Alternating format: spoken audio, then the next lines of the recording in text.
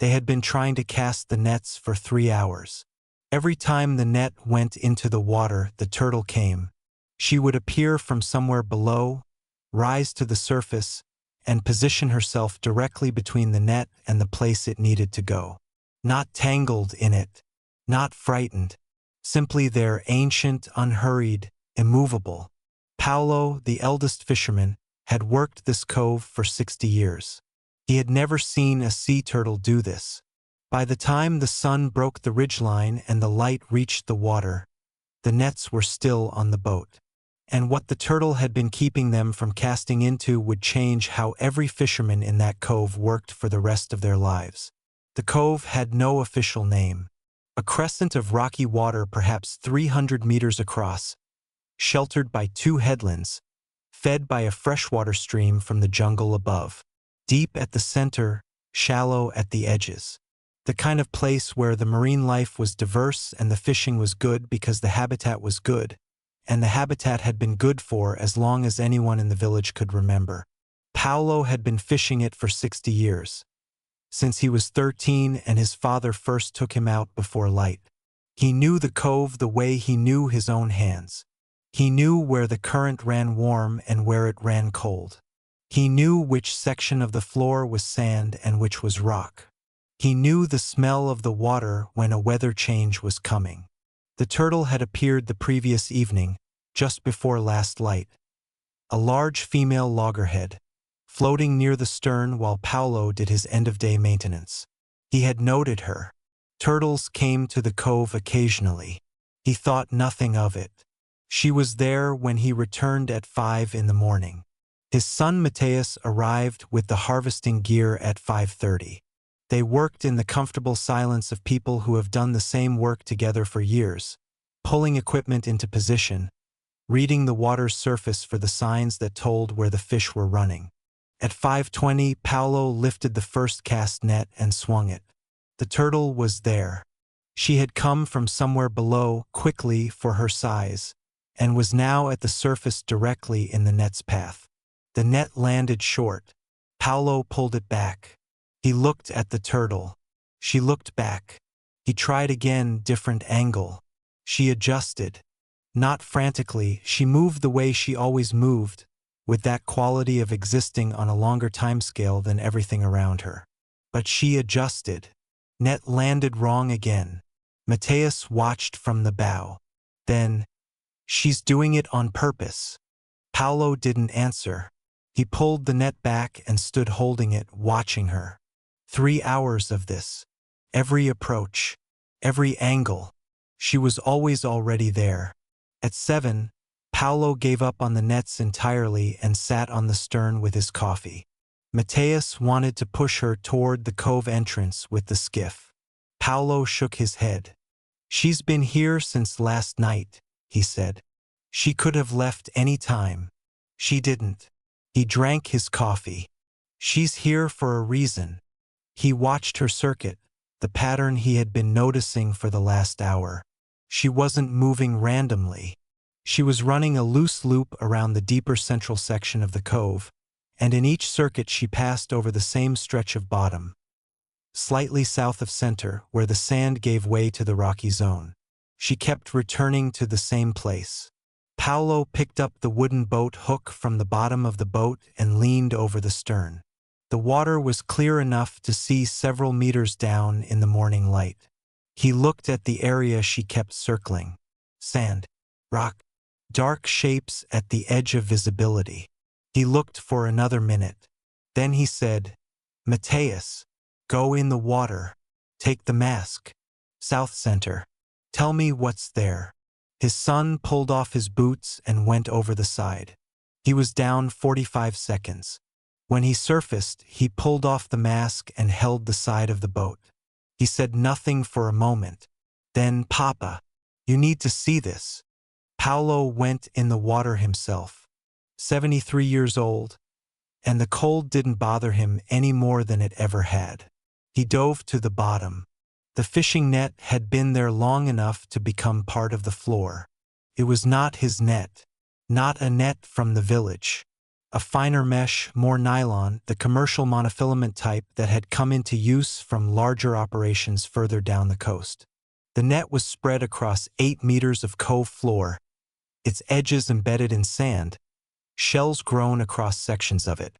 It had become substrate. It belonged to the bottom now the way the rocks belonged to the bottom. Inside it, tangled, pressed against the floor, were 3 sea turtles. Not living, not recently dead, preserved by the cold and by the netting that held them, their shells intact, their shape still recognizably what they had been. Paolo surfaced and sat on the gunwale. He sat there for a long time. Ghost net, he said. Mateus had heard the term from the regional marine authorities' coastal training sessions. Lost or abandoned fishing gear that drifted or sank and continued to catch and kill indefinitely, long after any human hand had let it go. They had never found one in their own cove. If they had cast the gill net into the south-central section, which was exactly where Paolo would have placed it, given the morning's conditions and the fish patterns he had been reading, the net would have gone directly over the ghost net. Monofilament entanglement, invisible in turbid water. Hours of work to free, damaged gear, and Paolo working above the remains of 3 dead turtles without knowing they were there, without knowing what had killed them or that the thing that killed them was still killing. The female at the surface was 10 meters away, floating. Paolo looked at her.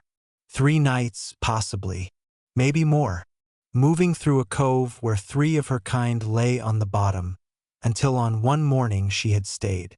Until she had found a fisherman old enough and patient enough to sit on his stern with his coffee and wonder what she was doing rather than push her out to sea. He called the Regional Marine Conservation Authority at 8:30. The dive team arrived that afternoon, 2 marine biologists and a removal specialist. Paolo watched from the boat while they worked. The systematic cutting of the net from its embedded edges, the rolling into manageable sections, the lift bags to bring it up in pieces. For hours. When it was complete, the cove floor in the south-central section was bare. Disturbed sand and rock, the ghost of the net's outline blurring as the water moved the sand back. The remains of the 3 turtles came up with the net.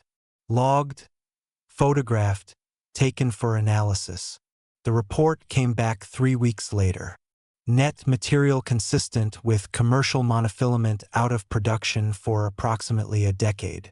The ghost net had been on the cove floor for at least 10 years. Possibly longer.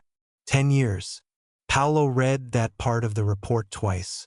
10 years of his family fishing above a net that was slowly, invisibly killing the marine life of the cove. 10 years of whatever the decomposing remains in the net were putting into the water. 10 years of the female loggerhead or her kind, passing through a cove where 3 of her species lay trapped on the bottom. She came the night before, he said to the conservationist who called him with the report. She was here the evening before we tried to fish. I know, said Diane. You told me. She wasn't stopping me from fishing, he said. She was stopping me from fishing there, in that place. Yes, Diane said. In the 2 years following the ghost net removal, the cove changed. The changes were gradual, the kind marine biologists documented with data and fishermen documented with their catches. The seagrass in the south-central section recovered. The fish populations that had been suppressed began to return. Paolo's seasonal catch, which had been declining for years without an obvious cause, improved in the first full season after the removal. In the spring after that, a sea turtle nested on the small beach at the cove's northern end. First documented nesting in the cove in the Marine Authority's 30-year records. Paolo liked to think it was her. He had no scientific basis for it. He thought it anyway. The region's Marine Authority added the cove to its ghost net monitoring program. Paolo's boat was designated a monitoring partner. Twice a year, a dive team came to survey the floor. The surveys were clean. He continued to fish. Mateus did more of the physical work now, but Paulo still came out most mornings, as he always had, for the quiet before the day, for the specific light on the water at first light, for the sense of doing something with his hands that he had always done. He watched the water differently now. Not differently in terms of where he cast or how he read the surface. 60 years of habit didn't change at that level. But the attention beneath the habit had shifted. He watched for what the water wasn't showing him, for what might be there that he wasn't seeing, for the signs that something below the surface was different from what he assumed. The turtle had been in this cove for years, he thought sometimes, moving through it, knowing what was on its floor, circling and surfacing and circling again through who knew how many mornings before she found a fisherman still enough to wonder. He thought about the patience of that. He didn't know how many times she had tried before that morning. Before she found someone who sat down with his coffee and looked at her instead of pushing her out to sea. He poured a second coffee. The cove sparkled in the early light. The seagrass was coming back. The water was clear. He picked up his net and began the morning's work.